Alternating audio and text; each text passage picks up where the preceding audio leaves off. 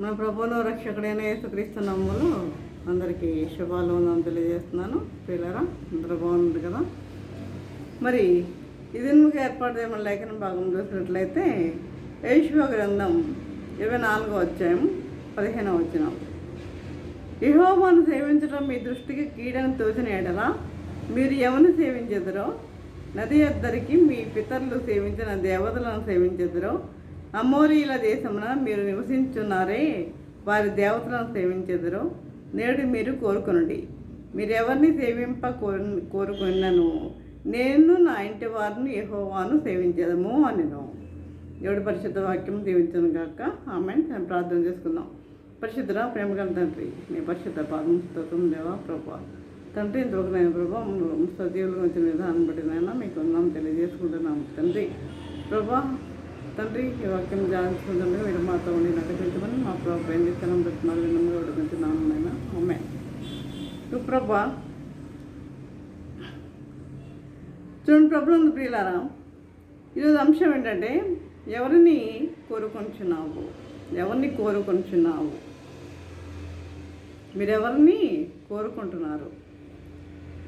చూడండి, మోషే తర్వాత యేషువ నాయకుడయ్యాడు. ఇశ్రాయేలీయులు యేషువ నాయకుడయ్యాడు. దేవుని ప్రజలందరినీ పోగు చేసి యేషువ పూర్వం నుండి జరుగుతున్న సంగతులన్నీ చెప్పుకుంటూ వచ్చి ఇశ్రాయేల్ వారితో ఈ ప్రశ్న అడుగుతున్నాడు. ఇప్పుడు నేను చదివాను కదా, ఆ ప్రశ్నలు అడుగుతున్నాడు. నేడు మీరు కోరుకునండి, మీరు ఎవరిని కోరుకున్నప్పటికీ నేను నా ఇంటి వారిను యెహోవానే సేవించదము అంటున్నాడు. మీరు ఎవరిని కోరుకున్నా సరే నేను నా ఇంటి వారిని మాత్రము యెహోవానే సేవించదము అంటున్నాడు.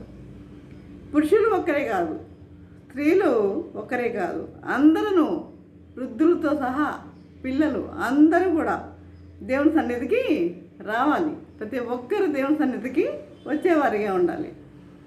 చూడండి, అపోస్తల కార్యంలో చెరసల నాయకుడు ఆ రాత్రికి రాత్రే కదా, ఆ రాత్రికి రాత్రే తన ఇంటి వారందరితో కలిసి ప్రభుని తెలుసుకొని బాప్తిసం పొందాడు.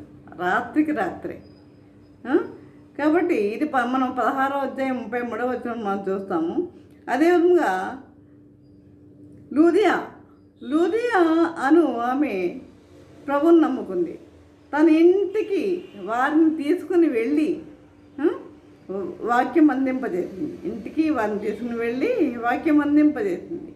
ఆమెయు ఆమె ఇంటి వారందరూ బాప్తిసం పొందుకున్నారు. కాబట్టి అదే విధంగా చూడండి, కొర్నేలి అని శతాధిపతి అపోస్తల కార్యములు 10వ అధ్యాయం 48వ వచనంలో చూసినట్లయితే కొర్నేలి అని శతాధిపతి అని ఒక అన్యుని ఇంటికి పేతురు భక్తుడు వెళ్ళి వాక్యం అందిస్తున్నప్పుడు పరిశుద్ధాత్మ వారి మీద కుమ్మరింపబడగా ఆ ఇంటి వారందరూ భాషలతో మాట్లాడటం ఆరంభించారు. తర్వాత ఆ ఇంటి వారందరూ బాప్తిసం పొంది దేవుని బిడ్డలయ్యారు. ఆ ఇంటి వారందరూ దేవుని బిడ్డలయ్యారు బాప్తిసం పొంది. అలాగనే మీ ఇంటి వారందరూ ప్రభుని తెలుసుకోవాలని అనుకోవడం లేదా? మీ ఇంటి అందరూ ప్రభుని తెలుసుకోవాలని కోరుకోవాలి, ప్రార్థించాలి. మరి మీరేం కోరుకుంటున్నారు అని ఇక్కడ ఈ విషయాలను తెలియజేస్తూ మరి యేషువ వారిని ప్రశ్నిస్తున్నాడు. మనం చూస్తాం ఇక్కడ ఒక చిన్న కథ ఉంటుంది. ఏంటంటే ఒక వ్యక్తి ఏమడతాడంటే, బాబు నీకేం వరం కావాలని కోరుకుంటే నేను పట్టుకున్నదంతా బంగారం అవ్వాలని కోరుకుంటాడు. నేను పట్టుకున్నదంతా బంగారం అవ్వాలని కోరుకుంటాడు. అయితే సరే, ఆయన వచ్చి సోఫా మీద కూర్చోగానే సోఫా ఏమైపోతుంది? బంగారంగా. అసలు సోఫా ఎలా ఉంటుంది? మెత్తగా ఉంటుంది కదా. మరి బంగారం అయ్యేసరికి గట్టిగా అయిపోయింది. కూర్చోగలడు అసలు? మరి ముట్టుకున్నవన్నీ బంగారం అయిపోవాలన్నాడు కదా. నేను ముట్టుకున్నవన్నీ బంగారం అవి అయిపోవాలని వరం కోరుకున్నాడు. కాబట్టి అతని తోటలోనికి వెళ్ళి ముట్టుకుంటున్నవన్నీ కూడా బంగారంగా మారిపోతున్నాయంట. తోటలోకి వెళ్ళి ముట్టుకుంటున్నవన్నీ బంగారంగా మారిపోతున్నాయంట. అదే నువ్వు సోఫా మీద కూర్చున్నప్పుడు కూడా ఏమైంది, సోఫా బంగారంగా మారిపోయింది. మెత్తగా ఉండే సోఫా రాయిలా అయిపోయింది. మెత్తగా ఉండే సోఫా రాయిలా మారిపోయింది. ఇంకేం కూర్చుంటాడు? అదే మంచినీళ్ళు తాగుదామని గ్లాస్ పట్టుకుంటే ఆ గ్లాస్తో పాటు అందులో ఉన్న నీళ్ళు కూడా ఏమైపోయినాయి, బంగారం అయిపోయినాయి. ఏం తాగుతాడు? నీళ్ళు బంగారం అయిపోయింది. గ్లాస్తో పాటు ఆ నీళ్ళు కూడా బంగారం అయిపోయినాయి అంట. ఇంతలో వాళ్ళ కూతురు పరిగెత్తుకుని వచ్చి ఏం చేసింది, చిన్న బిడ్డ వచ్చి ఏం చేసింది, ఆయన ఒళ్ళో కూర్చోగానే ఆమె కూడా ఏమైపోయింది, బంగారం అయిపోయింది. అయ్యి బాబు ఈ వరం వద్దు అని విలపించాడంట. అయ్యి బాబు నాకు వరము వద్దు, తను ముట్టుకున్నవన్నీ బంగారం అయిపోవాలి అనుకున్నాడు. ఇప్పుడు చూడండి, ఆయన ముట్టుకున్నవన్నీ బంగారం అయిపోవాలంటే ఎట్లా జరుగుతుందో చూసారా? ఈ వరం నాకు వద్దు. కాబట్టి మనుషులలో ఇలాంటి లోక సంబంధమైన కోరికలు ఉంటాయి, లోక సంబంధము కోరికలు ఉంటాయి. కాబట్టి అట్టి వాటిని మీరు కోరుకోకండి అంటున్నాడు యెహోషువ. అట్టి వాటిని మీరు కోరుకోకండి అంటున్నాడు. చూడండి, మనము మారు మనసు పొందాలి. మారు మనసు అనేది మనం పొందాలి. మళ్ళీ మారు మనసు ఉందా? మారు మనసు పొందాలి. పరిశుద్ధాత్మతో మనం నింపబడాలి. పరిశుద్ధాత్మతో మనం నింపబడాలి. మన ఇంట్లో, మనం చేసే వ్యాపారంలో, మనం చేసే ఉద్యోగంలో, అక్కడి నుండి మనము ఎట్లాంటి వస్తువులు మనం తీసుకుని వచ్చేవారిగా ఉండకూడదు. ఎక్కడన్నా మనం పని చేసేటప్పుడు అక్కడ నుండి ఎటువంటి వస్తువులు మనం తీసుకుని వచ్చేవారిగా ఉండకూడదు. కాబట్టి అపోస్తలు వాడబడినట్లుగా మనం వాడబడాలి. అపోస్తలు ఎలా వాడబడ్డారో అలా వాడబడాలి అన్న కోరిక మీలో ఉండాలి. మరి మీరు దేన్ని కోరుకుంటున్నారు? మీరు దేన్ని కోరుకుంటున్నారు? ఇప్పుడు నువ్వు ఎలా ఉంటున్నావు? ఎవరికి వారు ప్రత్యేకంగా ప్రశ్నిస్తే నీవు ఎలా ఉంటున్నావు అంటే, చూడండి, మనం పరిశుద్ధంగా జీవిస్తూ అన్ని విషయాల్లో మనస్సాక్షిని పవిత్రంగా మనం కాపాడుకునేవారిగా ఉండాలి. అన్ని విషయాల్లో మనం పవిత్రంగా మనస్సాక్షిని పవిత్రంగా కాపాడుకోవాలి. అబద్ధాలు ఆడేవారిగా ఉండకూడదు.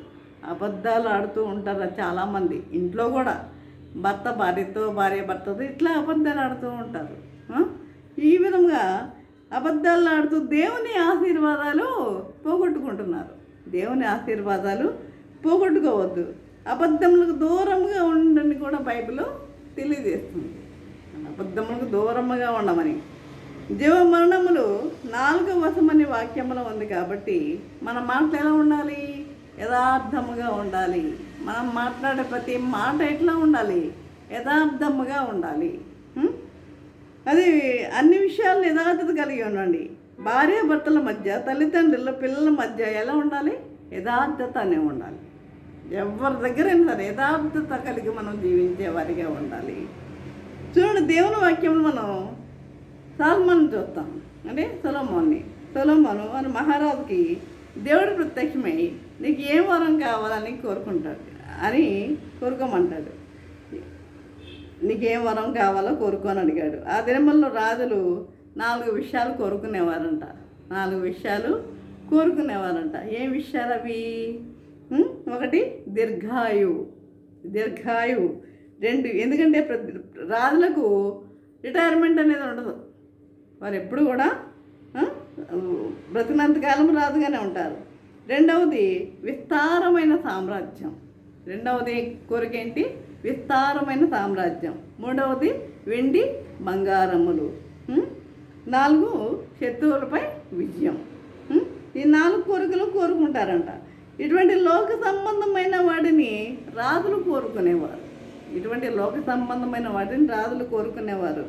అయితే ఈ రాజు, ప్రభా, ఇంతటి గొప్ప దేశము నన్ను రాజుగా చేశావు, ఇంతటి గొప్ప దేశముకు నన్ను రాజుగా చేశావు, పరిపాలనకు కావలసిన జ్ఞానము దయచేయము అని కోరుకున్నాడు. ఇవేం కోరుకోలేదు, కానీ నేను పరిపాలించడానికి కావలసిన జ్ఞానము నాకు అనుగ్రహించు అన్నాడు.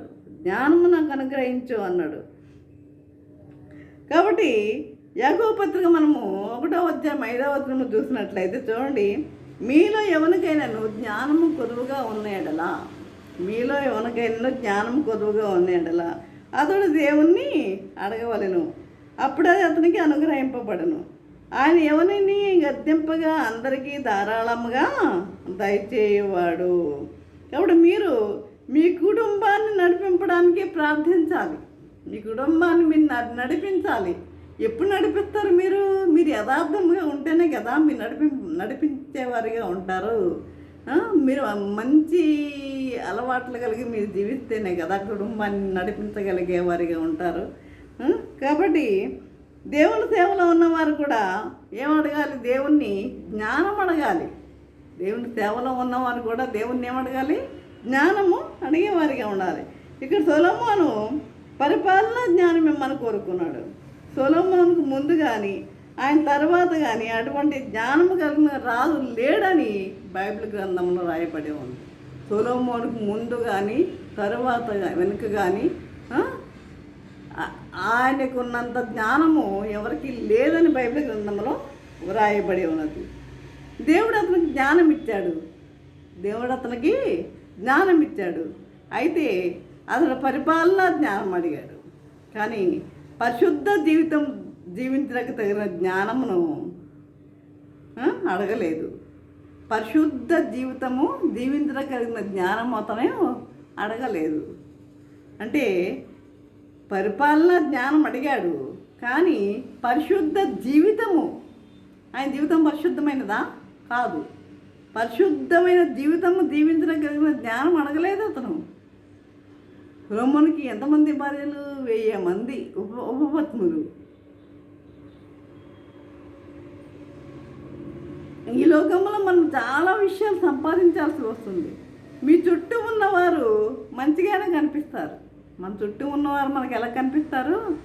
మంచిగానే కనిపిస్తారు, కానీ జాగ్రత్త, వాళ్ళు చెప్పేవన్నీ కూడా మనం నమ్మకూడదు. ఎవరో ప్రతి ఒక్కరు ఏదో ఒకటే వచ్చి చెప్తూ ఉంటారు. వారు చెప్పేవన్నీ మనం నమ్మేవారిగా ఉండకూడదు. మనస్సాక్షి లేని వారు మన చుట్టూ ఉన్నారు, కాబట్టి జాగ్రత్త. అందరినీ నమ్మొద్దు. షరతులు లేకుండా, తగిన ఆధారాలు లేకుండా ఎవరికి అప్పులు కూడా మనం ఇచ్చేవారిగా ఉండకూడదు. ఉండకూడదు. మోసపోవద్దు. మనము దేవునితో పరిశుద్ధంగా జీవించాలని, దేవునితో ఎక్కువ సహవాసం చేయాలని కోరుకోవాలి. ఇవన్నీ ఎవరు చెప్తున్నారు? యెహోవా ఇశ్రాయేలీయులందరికీ తెలియజేస్తున్నాడు. మీరు మోసపోకండి. మీ చుట్టూ అనేక మంది ఉంటారు. మీరు మోసపోకండి, అప్పులు ఇవ్వకండి, జ్ఞానం కావాలని కోరుకోండి, పరిశుద్ధ జీవితం కలిగి ఉండాలని కోరుకోండి అని ఇవన్నీ యెహోవా తెలియజేస్తున్నాడు. మీరు ఎవరు సేవిస్తారో నాకు తెలియదు. నేను నా కుటుంబం, నా ఇంటి వారిని మాత్రము యెహోవానే సేవిస్తాము అని తెలియజేస్తున్నాడు పిల్లారా. కాబట్టి అలాంటి మనసు కలిగి ఉన్నారా? నేను నా ఇంటి వారిని యెహోవానే సేవించదము అన్నట్లుగా మనం జీవించే వారిగా ఉన్నామా? అలా జీవించాలని ప్రభు యొక్క కోరిక. మనము మన ఇంటి వారం అందరం కలిసి ఎవరిని సేవించాలి? యెహోవానే సేవించేవారిగా ఉండాలి. ఈ విధంగా జీవించకు పరిశుద్ధాత్మ దేవుడు సహాయం చేసి నడిపించను గాక. ఆమేన్. ప్రార్థన చేసుకున్నాం. పరిశుద్ధుడా, ప్రేమగల తండ్రి, నీ పరిశుద్ధ పాదం స్తుతం దేవా ప్రభా.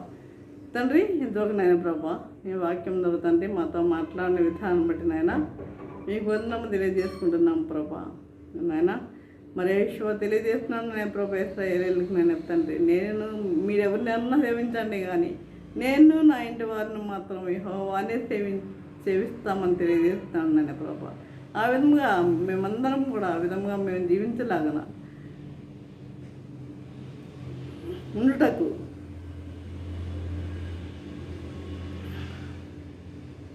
మరి ఆ విధంగా జీవించుటకు పరిశుద్ధాత్మ దేవుడు సహాయం చేసి నడిపించను గాక. ఆమె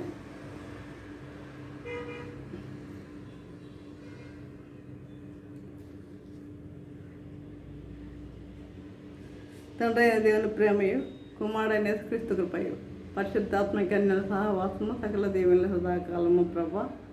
తండ్రి ఎంతమంది ప్రభా వాక్యం విన్నారు ప్రతి ఒక్కరికి తోట నిలిచిండను గాక. Amen amen amen.